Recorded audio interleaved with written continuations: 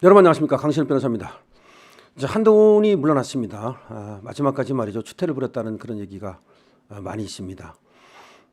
그리고 이제 한동훈은 가면서도 강성 지지자 몇 명들에게 계속해서 정치를 하겠다는 뜻을 밝혔답니다. 그리고 이준석은 여기에 대해서 언젠가 정치를 하다 보면 만날 날이 올 것이다, 이렇게 얘기를 했는데요.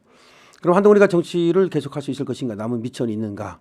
미천이 있어야 장사도 하듯이 결국은 또 남은 어떤 정치적 자산이 있어야만 거기다가 또 불을 붙여가지고 자신의 정치적 행위를 계속할 수 있거든요. 이 소식 빠르게 전하겠습니다. 강신호 TV 구독 안 하신 분께서는요, 지금 공유 댓글 해주시고요. 그리고 무엇보다도 구독을 많이 부탁드립니다. 지금 한동훈 말이죠, 상당히 황태자로, 윤석열 정권의 황태자로 등장을 했습니다. 그런데 그 정책 자산을 모두 까먹고 그야말로 쓸쓸히 퇴장하는 그런 지경에 이르고 말았는데요. 그렇게 된 것이 무엇이냐? 그것은 이제 한동훈의 망상과 몰락이다, 이렇게 이제 제목을 달아서 말씀드릴 수 있겠는데, 망상은 뭐였냐 하는 것이죠. 망상은 공동정권에 대한 망상이었습니다. 그러니까 한동훈은 사실은 윤석열 대통령이 정권을 잡는데 큰 어떤 역할을 하진 않았어요. 그 전에 물론 이제 거슬러 올라가면 박근혜 정권을 무너뜨리는 데는 역할을 했죠. 하지만 박근혜 정권을 무너뜨린 것이 곧장 윤석열 정권을 의미하지는 않습니다.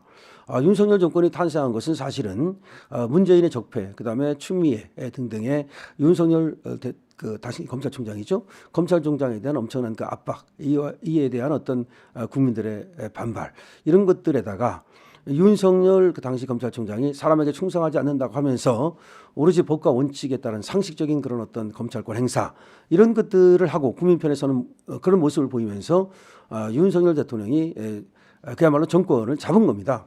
그러면 한동훈이 사실은 윤석열 대통령에 대해서 공동정권이니 자기에게 일정한 지분을 달라고 하는 그럴 권리는 없는 겁니다. 그런데 그럼에도 불구하고 아마 그런 어떤 요구가 있었던 것 같고, 그래서 윤석열 대통령은 일정 부분 한동훈의 얘기를 들어줬던 것 같아요. 그래서 법무장관을 주고 그 법무장관 거기 산하에 인사검증단을 두지 않았습니까? 원래 인사검증단은 민정수석실에 두거든요.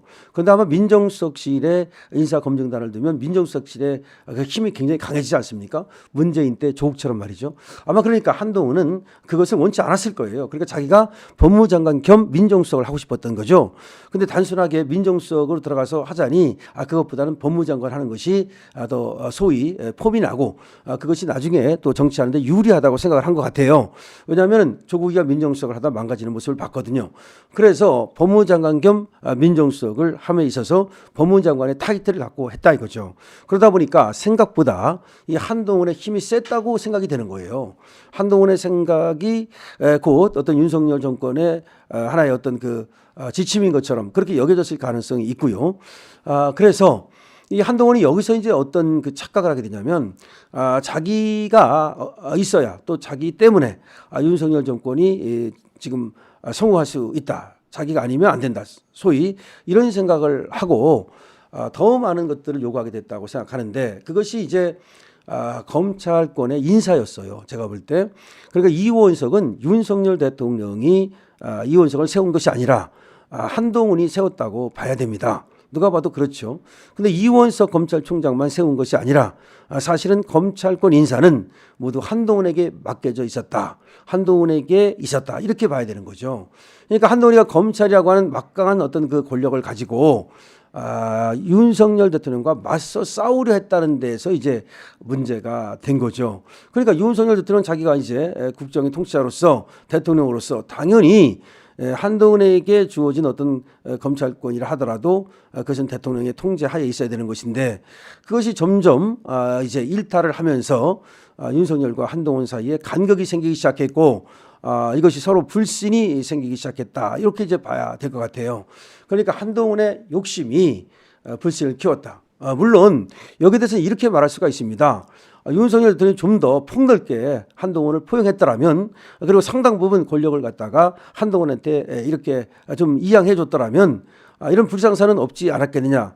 즉 한동훈이가 당대표 됐을 때 당대표의 어떤 그 권한과 그런 역할을 갖다가 충분히 보장해 주고 그렇게 했더라면 이런 문제가 없지 않았느냐, 또 이렇게 생각을 합니다. 그렇게들 또 생각을 할 수 있습니다.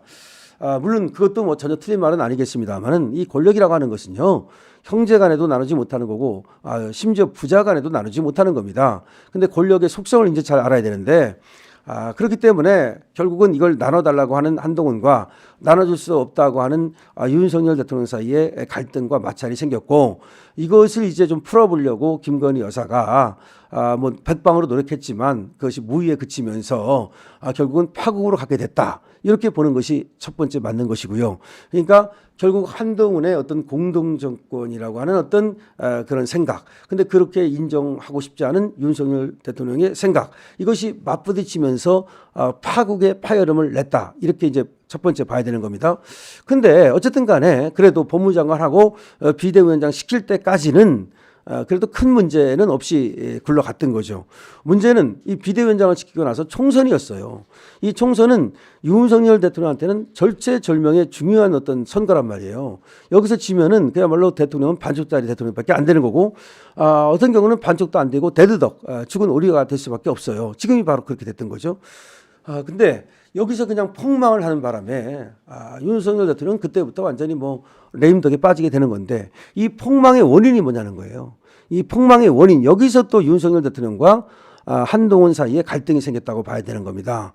한동훈은 자기가 이제 당 대표격이니까 비대위원장이니까 내가 알아서 하겠다. 당은 내가 알아서 하겠다.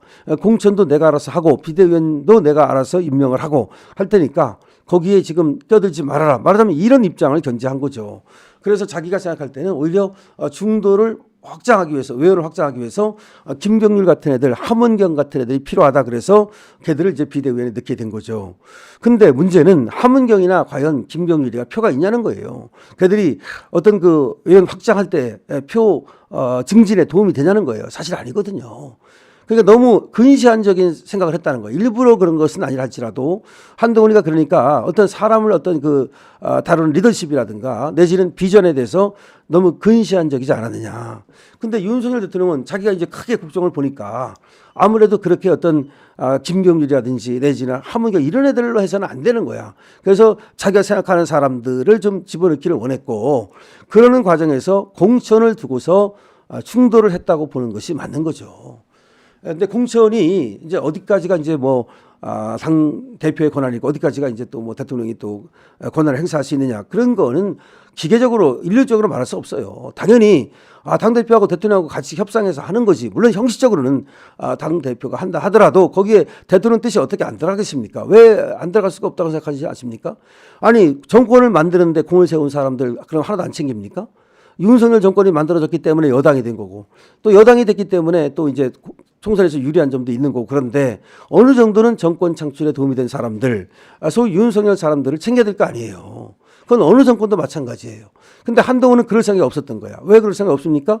어차피 윤석열 만드는데 그 공을 세운 사람들은 그쪽 편이고 내 사람들이 아니거든. 한동훈이는 이 총선을 통해서 내 사람들을 구축하고 싶었던 거예요. 내 정치 영역을 구축하고 싶었던 거라고. 여기서 이제 충돌이 생긴 거죠. 그다음에 이제 마지막으로 충돌은 바로 이번에 지금 한동훈이가 이 야당을 대하는 태세예요. 야당을 전혀 이재명 편에 섰지 오히려 윤석열 대통령 편에 서서 했습니까? 당대표가 되고 나서. 그러니까 당대표가 되고 나서의 어떤 그 국정 운영이라든가 오히려 계속해서 대통령만 발목을 잡았지. 그러니까 여당이 아니라 야당 노릇만 했지 진정으로 여당 노릇을 한 적이 있습니까? 여기서 또 이제 파국, 파열음이 생긴 거예요. 그래서 세 가지 크게 볼 수 있는데 그렇게 해서 결국은 한동훈의 망상, 한동훈의 어떤 욕심이라고도 부를 수 있어요. 권력 욕심 이것이 몰락을 부르는데 특히 마지막에서는 윤석열 대통령을 하야를 요구하면서 권력을 찬탈하고 한 총리를 통해서 한덕수를 옆에 세워놓고 바지 세워놓고 자기가 오히려 국정을 운영하려고 하는 듯한 이런 모습을 보이면서 마지막에는 저 여당뿐만 아니라 야당으로부터도 저 뭐 이상한 놈이다 이런 소리를 듣게 되고 결국은 쓸쓸히 퇴장을 하게 된 겁니다. 이것이 이제 한동훈의 망상과 몰락인데요. 참으로 안타깝고 어떻게 보면은 한동훈은 처음부터 그릇이 그것밖에 안 됐기 때문에 정치를 하지 말았어야 된다라는 생각을 하는데 한동훈은 또 계속해서 정치를 한다고 하니까 하여튼 뭐 그 앞이 어떻게 될지 모르겠습니다만은 쉽지 않을 겁니다. 뭐 창당을 할 수도 없을 것이고 뭐 창당을 한다 하더라도 몇 사람이 거기 가겠습니까? 한동훈의 망상과 몰락 정말로.